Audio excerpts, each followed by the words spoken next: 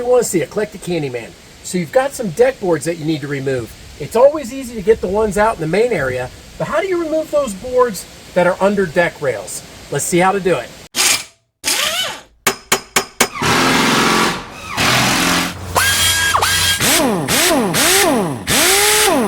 All right, so most folks that are in this situation, it's where you have a deck that has a drop off like this one. That's preventing me from getting on the outside and prying up that last wood plank right there.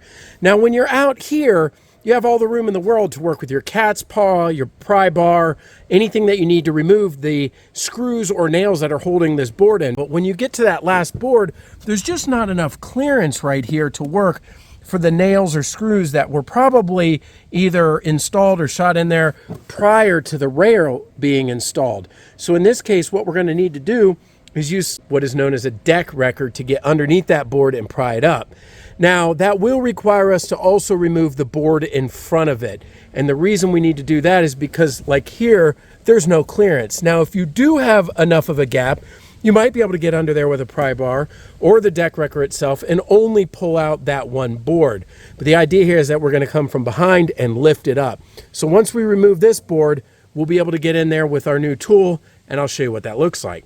All right, with the board in front now removed, I've got the room to use the deck wrecker tool. Now, I'm removing more decking than you might because I'm actually redoing all the decking, but that's not a prerequisite. You just need to get one board in front so that we can get the tool under. So let's go ahead and position it and see how to use it. All right, it's super simple. This part right here is going to rest on the joist, and the way that you can angle it is by pressing this little button right here, and you can get whatever angle, and then it locks into place. So I like that. The leverage will do all the work.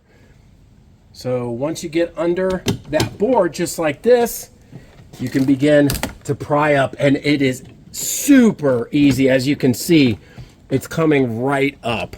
Let's position over on the other side. Just get under that board, square it up.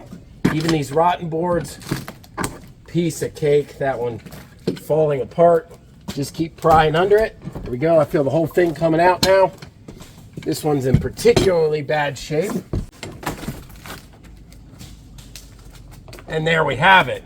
Not able to use our cat's paw or other tools to get under this rail, but we could do it on this board. Let's do one more. Okay, I got another board under the rail just to show you how easy this is. I'm gonna do the whole thing. It's probably gonna take under a minute. Going by each board, just pry it up. Again, square on that joist. That's the most important part, so that we don't wanna miss anything here. You can go back over if anything was missed, any screws or nails, that whole piece out of there. You can continue sliding the tool further under if needed. And I'll continue moving down because this looks like a 16-foot board. Sometimes you gotta go one a little bit further. Then you can come back. This one's got a screw in the way, no problem. I can still get right on top of it. There we have it. Hey, you never know what you might find under the deck. Look at that nest right there. So now my board is completely free. In about under a minute. And I guarantee you, if I hand took out all those screws, that would take 30 minutes to do. All right, so there you have it. In just a matter of minutes, we've removed a whole bunch of boards, specifically the ones that are hard to access under the rails.